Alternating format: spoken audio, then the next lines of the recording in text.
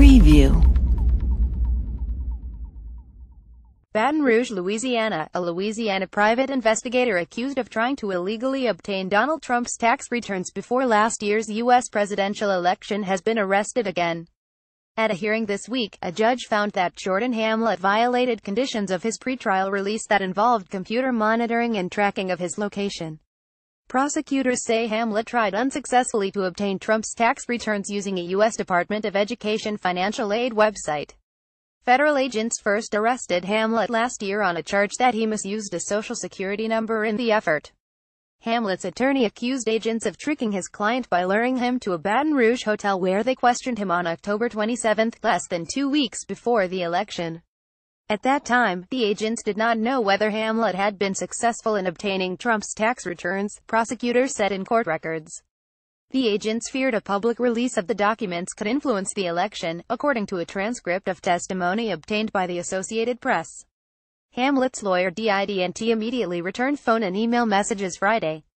On Wednesday, a judge ordered him held by the U.S. Marshals Service but left open the possibility he could return to home detention at some point while awaiting his December trial.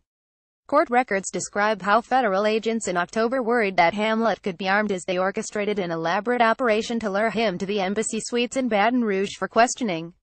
Plainclothes officers blended in with guests inside the hotel. Other officers took up positions outside. Hamlet agreed to an interview in the hotel's atrium and the agents questioned him for hours in hushed tones inside the crowded lobby, authorities said.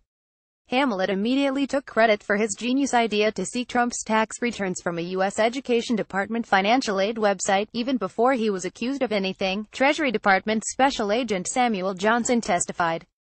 He sounded somewhat, I would describe it as pro, Johnson said.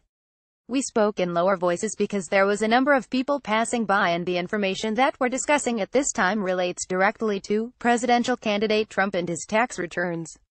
Prosecutors have not revealed any possible motives for Hamlet's alleged attempt to get Trump's tax records. In court documents outlining the case, they wondered whether he was working with anyone or planned to sell them or release them. Every president since Jimmy Carter has released their tax returns in what has become an American tradition during presidential elections, but Trump so far has refused to release his.